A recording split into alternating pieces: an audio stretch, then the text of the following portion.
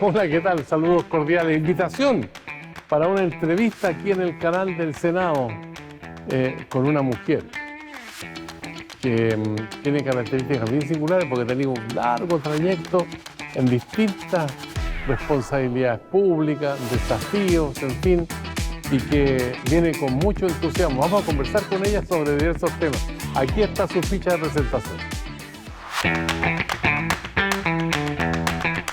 Beatriz Sánchez Muñoz, representante de la región del Maule, periodista y feminista de 55 años. Fue integrante de la Convención Constitucional, se presentó como candidata del Frente Amplio en la elección presidencial. Fue designada como embajadora de Chile en México y este año 2026 inició su primer periodo como senadora por la región del Maule.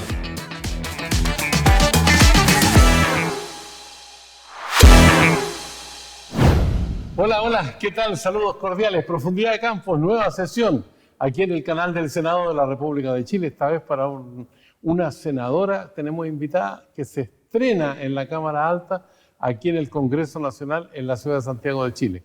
Senadora Beatriz Sánchez. ¿Cómo está? Muy bien, muy contenta de estar acá, Sergio. Un gusto, como siempre. Un abrazo ahí a la distancia y feliz de compartir con ustedes. Ya, pues nosotros trabajamos juntos en la cooperativa. Sí. No, tal vez es como recordar otros tiempos en otros lugares. Oye, estuve mirando los datos biográficos. Yo dije, Beatriz Sánchez debe tener el corazón partido, repartido entre la región del Maule, del Biobío y la región de Valparaíso, y un pedazo de Santiago también, ¿o no? Sí, mira, ¿sabes qué? Yo he pensado harto en eso, en que a lo mejor, porque ya una tiene unos años, no vamos a decir, no, tengo 55, pero creo que con los recorridos vitales de cada una, yo me he ido encontrando con mucha gente y terminamos hablando con los mismos senadores o senadoras, de dónde nacimos. Y me he encontrado con muchos, y eso es muy raro, con mucha gente que ha nacido en Viña del Mar. Yo nací en Viña, yo soy viñamarina. Con mucha gente que nació en Viña, pero termina viviendo en distintas partes de Chile. Y ahora que soy senadora representando al Maule, me encontré en el Maule con muchos grupos humanos que vienen de distintas partes de Chile e hicieron su casa en el Maule. Entonces, finalmente, creo que en Chile somos de movernos, de partir en un lado y terminar muchos en Santiago. Bueno, por algo tiene casi toda la mitad de la población del país, pero también de mucha gente que hace de distintas regiones parte de su biografía. Y creo que eso tiene algo bonito, ¿no? Que uno es un pedacito de distintas partes. Somos medios cosmopolitas. Cosmopolitas en el mismo país, sí. Y es bonito lo que dice porque efectivamente la microcultura de las regiones se siente y creo que va haciendo un pedacito de cada uno y cada una. Oye, la región del Biobío con la Universidad de Concepción, sí. ¿Eso marca a fondo como formación periodística? La U de Conce marca totalmente. Marca, yo creo, muchas cosas. Mira, voy a contar una anécdota. Cuando fui candidata presidencial en el 2017, con esto tan raro de pasar como del micrófono a la radio a una candidatura presidencial, una periodista, además, como no era tan habitual, ¿no? Habitualmente en Chile, no sé, los candidatos habitualmente eran hombres, habíamos pasado por una presidenta, pero habitualmente hombres, y habitualmente venían como de dos carreras, o eran abogados o eran médicos, digamos. Claro. Entonces periodista no era tan habitual, aunque en esa elección íbamos Alejandro Guillé, periodista, yo también periodista. Pero bueno, y recuerdo que en uno de los capítulos de La Franja yo contaba que se hacía como una especie de biografía, y yo contaba que había estudiado en la Universidad de Concepción, a mucha honra, una universidad que a uno estudiando allá como que a fuego con la Universidad de Concepción, ¿no?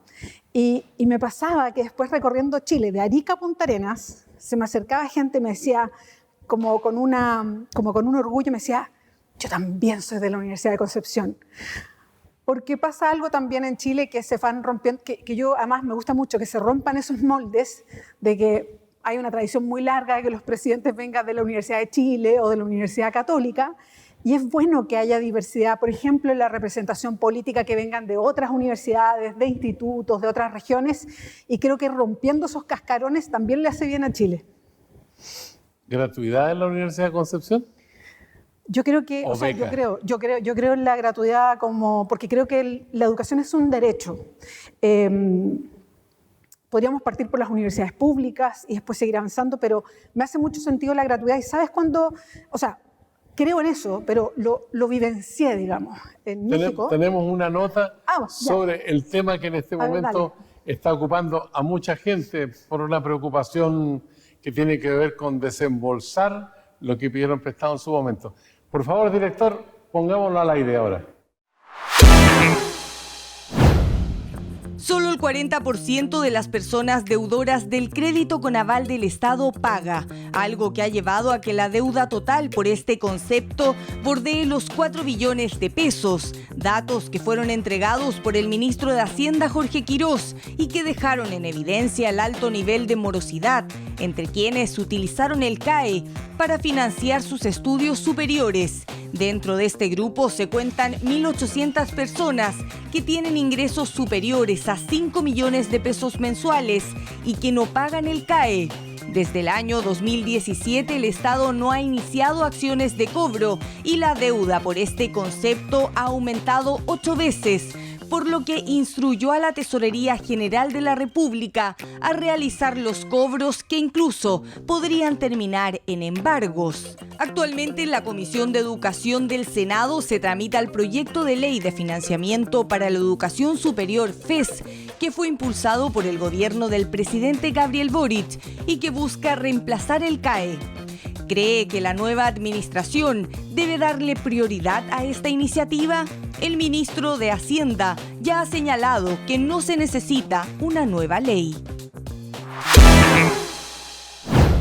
Bueno, usted como candidata presidencial era partidaria de la condonación del CAE y ahora tenemos este nudo que no sé cómo se desata. ¿Cómo lo ve usted? Uy, muy difícil además, porque creo que el CAE contempla una serie de cosas complejas, como por ejemplo que el CAE tiene un apellido, ¿no? Es un crédito, que no solamente un crédito, sino que tiene un aval que es el Estado.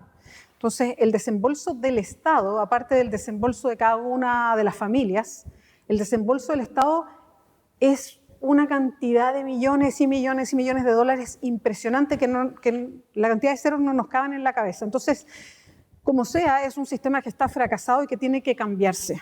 Así que para mí es una mala noticia que no se quiera continuar con un proyecto que, si bien yo entiendo que cuando llega un gobierno nuevo dice, mira, a mí a lo mejor este proyecto que venía del gobierno anterior no me gusta tanto, mira, de acuerdo, pero creo que sí hay que entender que el CAE es un proyecto fracasado para mi gusto y tiene que modificarse la forma en que vamos a entender el financiamiento de la educación superior por parte de las familias. Yo creo en la gratuidad, creo que es un derecho y lo que te iba a decir, yo estoy viviendo en México y allá la universidad pública es gratuita.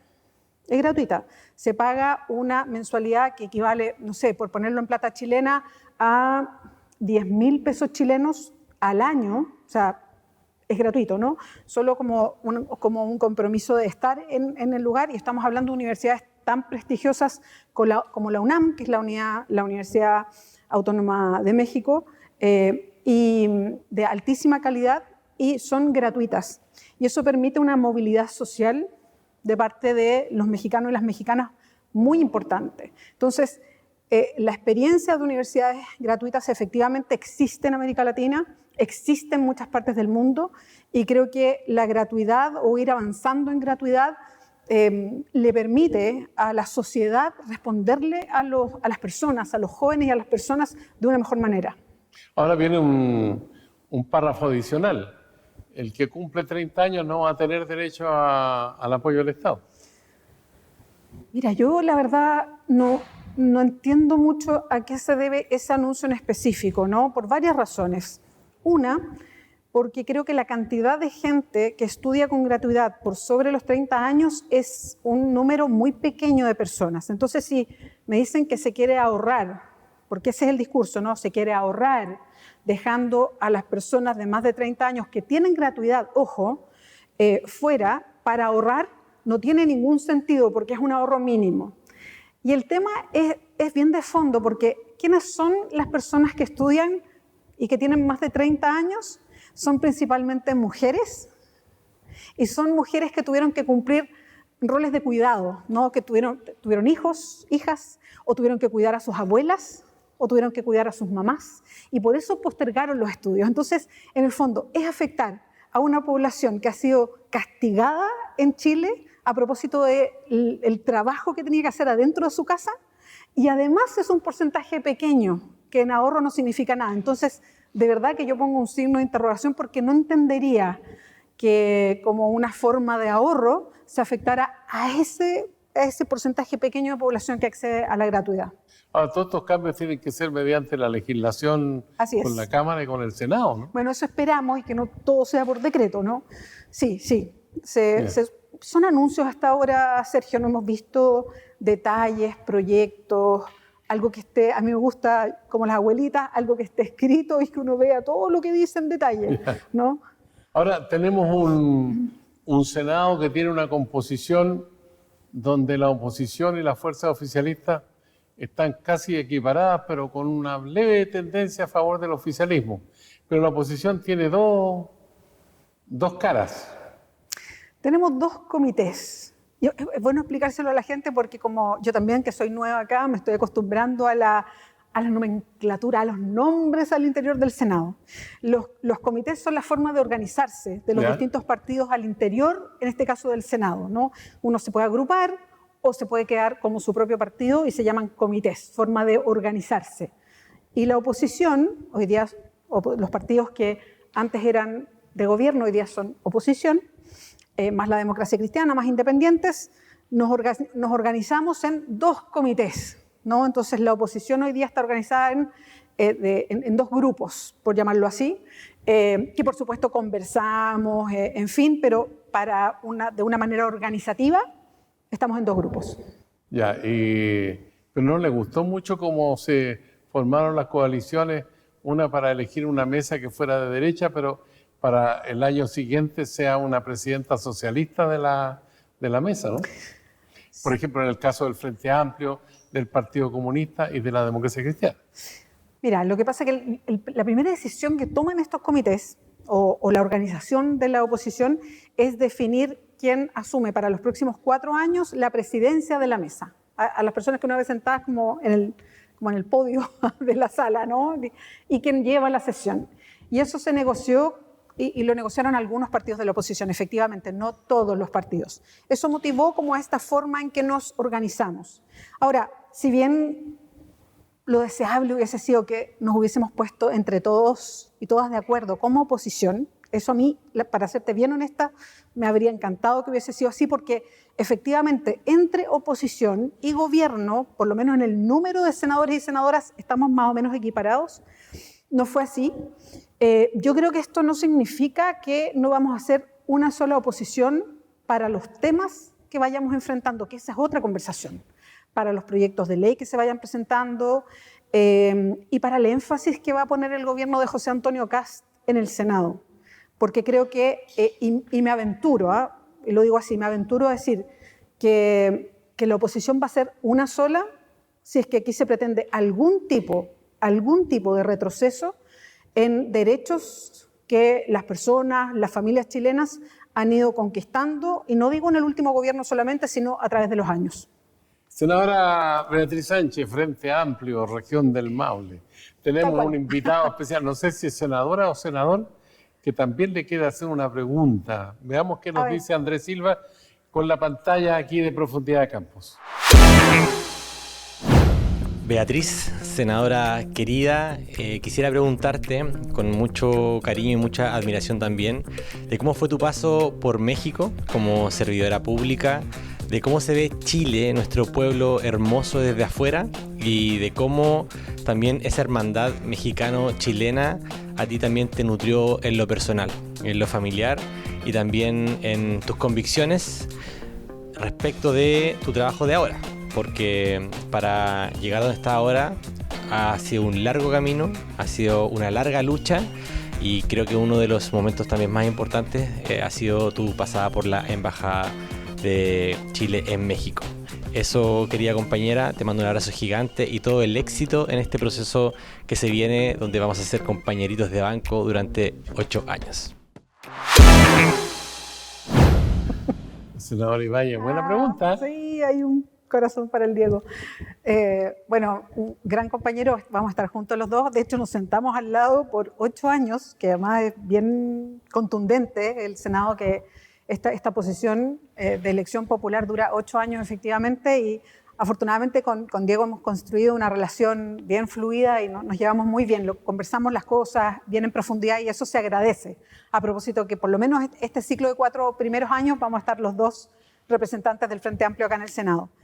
Buena pregunta, hace el Diego. Efectivamente estuve hasta fines de abril del año pasado como embajadora de Chile en México.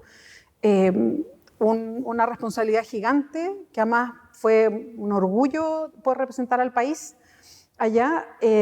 Para todas las personas que tienen como una imagen que no saben muy bien qué significa ser embajadora o embajador, representa directamente al presidente de la República en el otro país. Entonces uno se relaciona directamente con la Cancillería mexicana y se hace mucho trabajo en conjunto. Todas las cosas que desde Chile se quieren informar, decir, establecer, negociar con México se hacen a través de la embajada.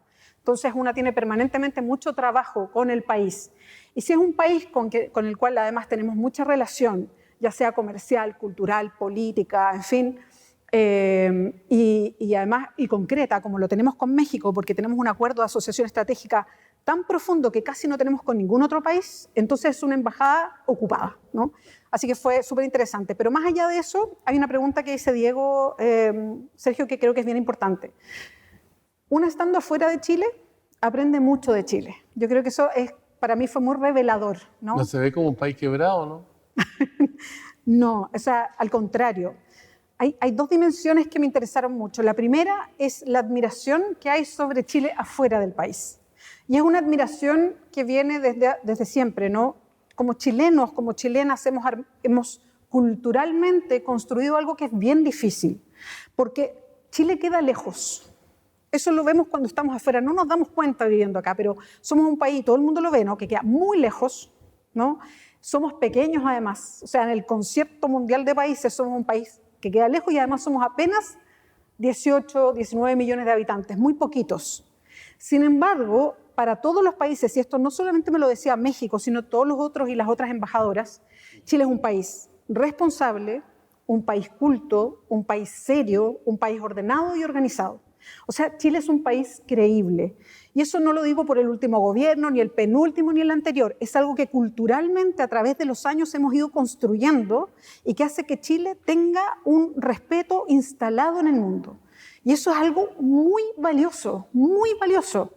Es más, cuando a mí me tocó como embajadora participar de lo que se llaman mesas de trabajo internacionales en varios temas donde el único país de América Latina representado era Chile. En temas medioambientales, países de distintas partes del mundo, el único de América Latina, Chile. En temas internacionales de derechos humanos, países de distintas partes del mundo, el único reconocido internacionalmente por sus temas de derechos humanos, Chile. Me tocó liderar una mesa internacional en temas de género y cuando la estábamos liderando se acercó a Alemania, que quiso hacer copresidencia con nosotros, como Chile, y el embajador alemán me dijo: queremos hacer copresidencia con ustedes porque queremos, como Alemania, aprender de cómo Chile ha ido avanzando en temas de igualdad de género. A nosotros nos falta mucho y queremos seguir sus pasos. Y eso a mí me llena de orgullo decirlo, porque muchas veces no reconocemos en Chile cómo nos miran desde afuera. Y bueno, le pasa a todos los países, pasa incluso uno adentro como de su casa, ¿no? Que se tira como para abajo. Pero hay algo que hemos ido construyendo culturalmente, políticamente en Chile, que lo hace ser un país muy reconocido afuera, pese a la lejanía y pese a que somos poquitos. Senadora Beatriz Sánchez, hacemos una pausa para seguir conversando aquí en Profundidad de Campos, en el canal del Senado de la República de Chile. Quédese con nosotros.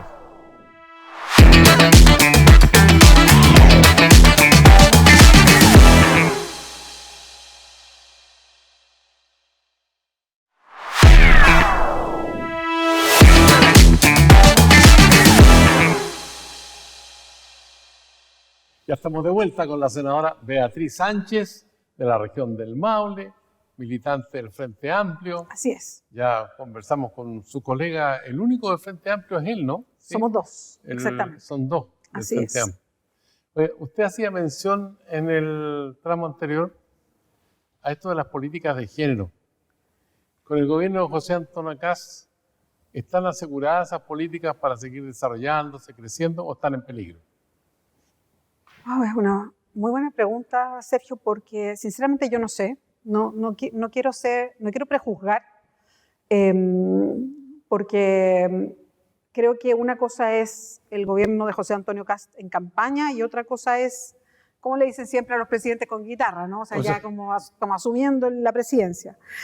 Entonces, él ha sido un poquito contradictorio, creo yo, en cosas que ha dicho antes y cosas que dice después. No necesariamente una misma línea, entonces no quiero anticiparme. Espero que no haya ningún retroceso. Creo que partimos no dando las mejores señales a propósito de una declaración en la OEA recientemente, hace poquitos días, donde nos restamos de apoyar algo que siempre habíamos apoyado como país, que son todo el respaldo a la Organización de Estados Americanos en todo el tema que tiene que ver con la lucha que dan las personas LGBTIQ+, en el mundo, y nosotros en nuestros organismos internacionales siempre secundamos esas mociones y por primera vez no lo hicimos y nos restamos, como Chile. No es una señal que a mí obviamente no me gustó, pero además me sorprendió, ¿no? Porque creo que es interrumpir o quebrar un camino que hemos ido sosteniendo desde hace mucho tiempo en materia internacional, y esas cosas se notan, ¿no? Internacionalmente. Yo espero que, y algo que decíamos, que conversábamos antes, creo que hay muchos derechos que como mujeres, y voy más, como familias, hemos ido ganando en Chile. Creo que en el último gobierno, que es mi gobierno, del gobierno del presidente Boric, las mujeres avanzamos mucho en varios sentidos, y muchos en materia de ley. Yo destaco el trabajo que hizo la ministra de la Mujer, Antonia Orellana, en temas como, por ejemplo, la ley en contra de la violencia hacia la mujer, por ejemplo, la ley para el pago de la pensión alimenticia, que significó un cambio de vida para miles de mujeres que estaban en esa lucha hace mucho tiempo, el que hubiese una mirada específica hacia las mujeres en la ley de pensiones, y así, puedo seguir enumerando, pero menciono algunas, conciliación familiar a la hora del trabajo, en fin. Y las menciono porque creo que son derechos que sumo a otros gobiernos que han avanzado. El gobierno de Sebastián Piñera avanzó, el gobierno de la presidenta Michelle Bachelet avanzó, tanto efectivamente como simbólicamente, porque creo que hay un antes y un después de que una mujer haya sido presidenta de Chile.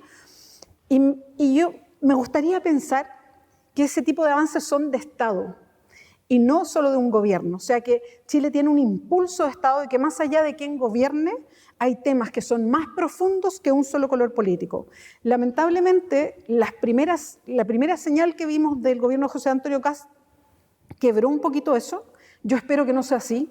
Yo espero que sigamos como Estado de Chile y no circunstancialmente por un gobierno, no vayamos ralentizando o no avanzando en un camino que nos identifica, como yo ponía ese ejemplo de Alemania, ¿no? Nos ha identificado dentro de América Latina, pero también dentro del mundo, como un país que va de avanzada en temas de los derechos de la mujer. Ahora, ¿cómo se conjuga eso con ese concepto que se instaló?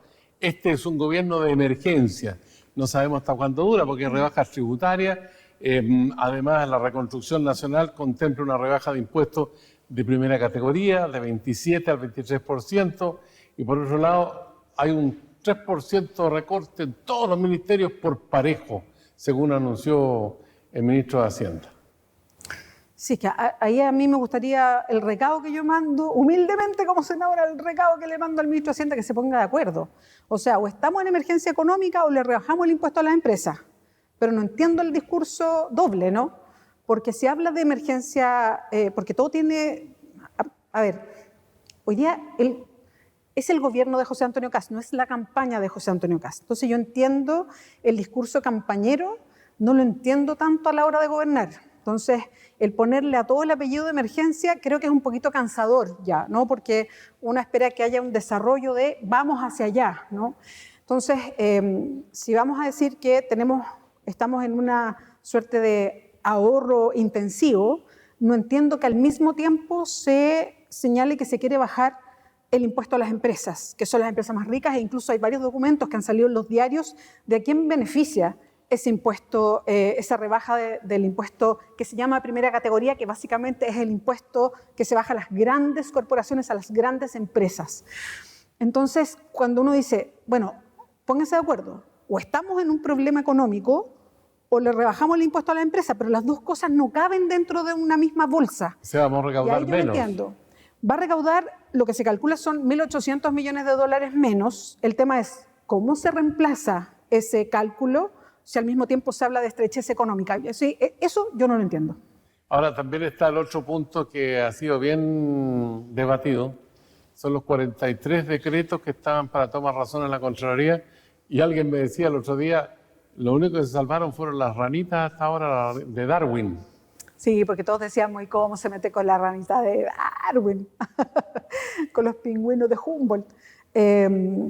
Sí, yo lo que he escuchado harto como respuesta por parte del Ministerio de Medio Ambiente, porque además si se revisan los 43 proyectos, son proyectos bien interesantes, creación de parques nacionales, varios que tienen que ver con mediciones a propósito de contaminantes que son dañinos para las poblaciones y para las personas.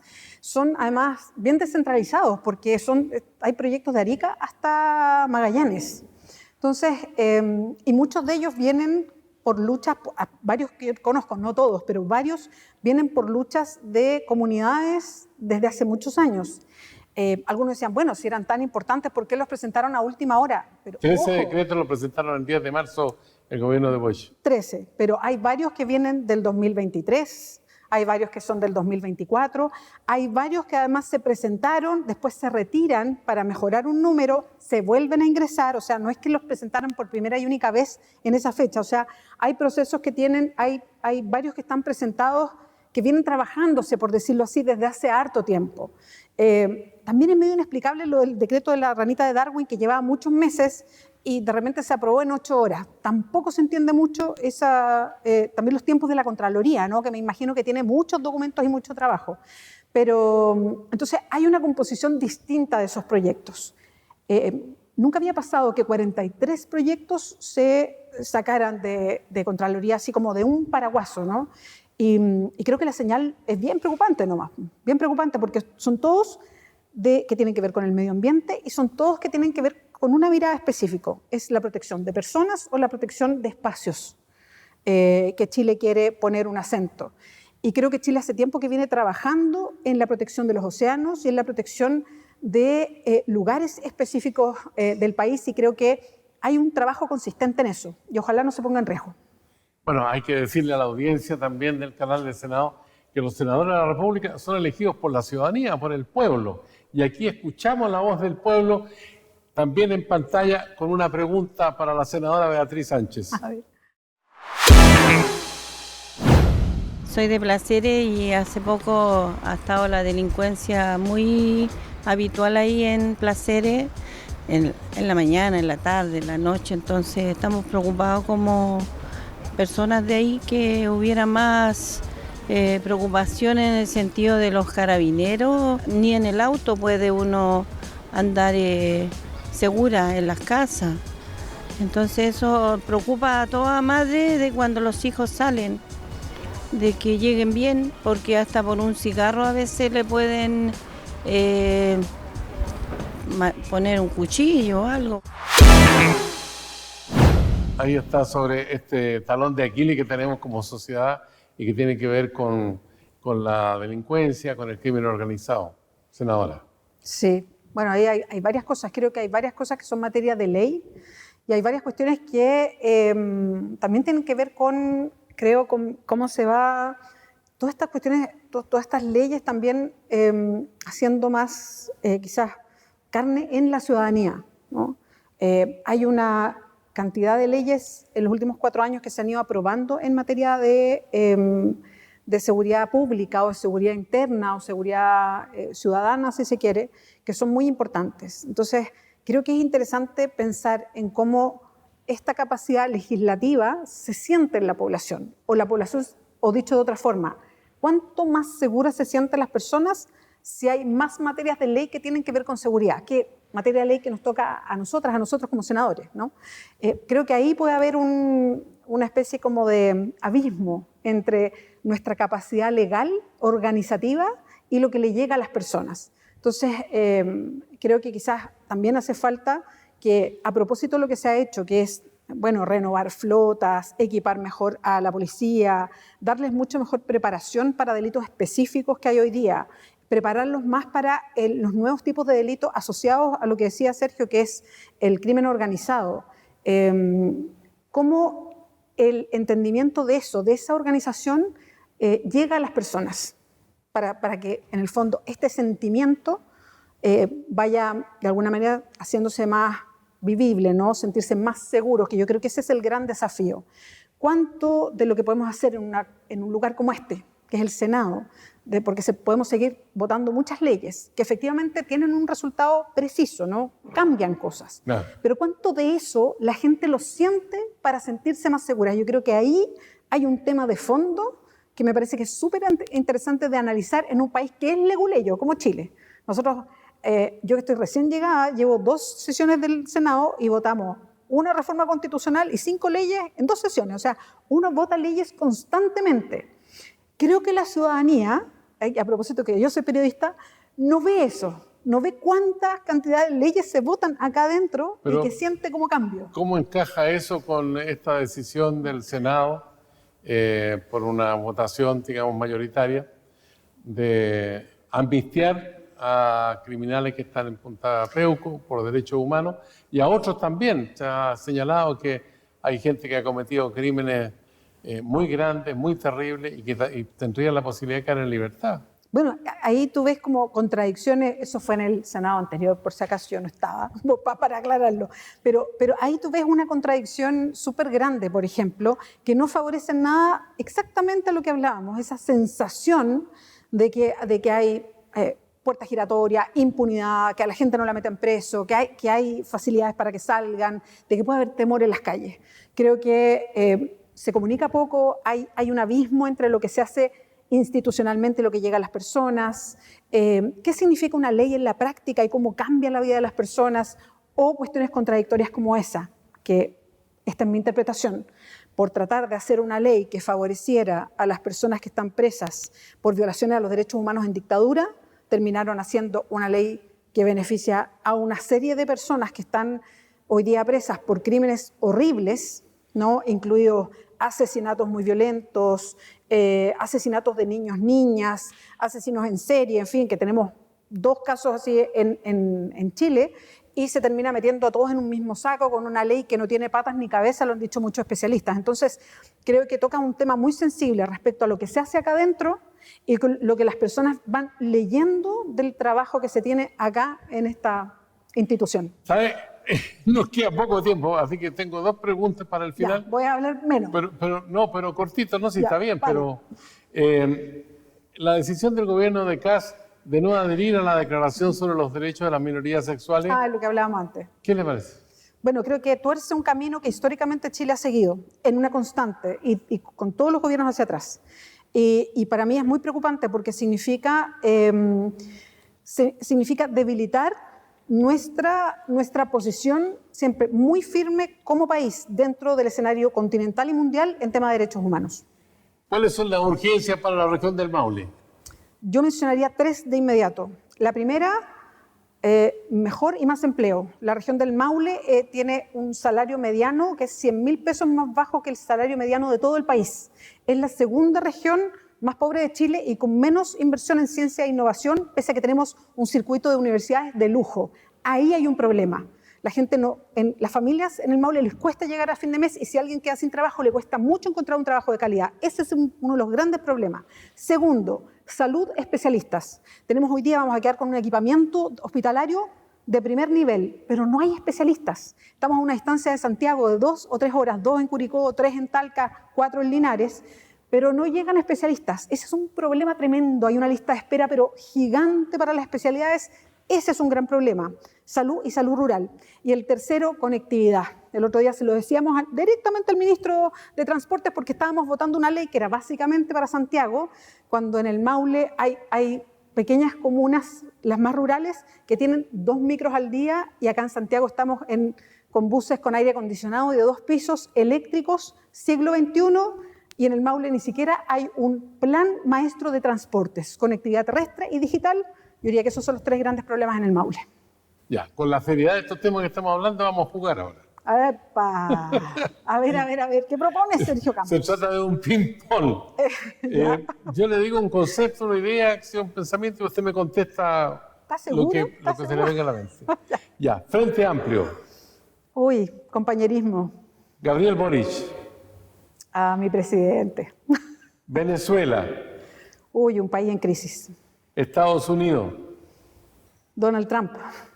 Ya, Javier Milei. Motosierra. La presidenta de México. Espectacular, Claudia Sheinbaum. Democracia. Lo que aspiramos a que se profundice. Ahora tiene 1 minuto de confianza para expresar un pensamiento, una aspiración, una idea, una crítica, lo que usted quiera. ¡Wow! A mí me gustaría, me quiero quedar con algo que conversábamos recién. Me gustaría mucho que nos pudiéramos acercar más a las personas y que entendieran lo que se hace acá adentro, en el Senado en específico. Creo que en el momento que hice campaña en el Maule, que me tocó conversar con mucha gente, hicimos mucha campaña en la calle, me di cuenta que si bien la gente tiene más cercanía con lo que hace la Cámara de Diputados, creo que el Senado es un lugar que la gente entiende menos lo que hace. Y siendo un país, como decíamos, leguleyo, o sea, muchas cosas pasan por ley, y que la gente además te pide que tú legisles sobre distintas cosas, creo que tenemos una hiperintencionalidad siempre de que todo se vaya a ley, hay poca noción de lo que se hace aquí y que impacta, porque de verdad que impacta en la vida cotidiana. Entonces, me encantaría, desde las comunicaciones, que es mi formación como periodista, entender cómo podemos hacer esa trama de que lo que se discute acá, lo que se legisla, cómo llegar a que las personas entiendan que lo que se hace acá tiene un efecto, provoca cambios en la vida cotidiana, con qué plazo, de qué manera, porque creo que eso también definiría mucho mejor en una preocupación futura por a quién elijo, a quién le doy el voto, con quién converso, cómo me movilizo, porque créanme, si a usted le interesa algo y usted bombardea a su diputado o su senador para que vote de alguna manera o para que dé explicaciones por cómo vota, le aseguro que tendría un efecto. Y me encantaría que hubiese mucho más, una mirada mucho más de apoyo y crítica también sobre a quién representa a la ciudadanía en sus propias regiones. Sería súper interesante. Senadora Beatriz Sánchez, le damos la cordial bienvenida, junto con agradecerle esta conversación aquí en Profundidad de Campo. No, muchas gracias, lo pasé muy bien. Estaremos hablando durante este 2026 que se ve como bien intenso, no solamente a nivel local, a nivel mundial. Sí, de todas maneras. Saludos a la región del Maule. Muchas gracias. Y a usted también que sigue estas conversaciones, estos diálogos aquí en el canal del Senado, esta vez acá en la sala Pedro León Gallo, un hombre del norte que lleva ese nombre porque es uno de los políticos más renombrados en la historia de nuestro país. Así que le decimos, como siempre, carpe diem, será hasta la vista.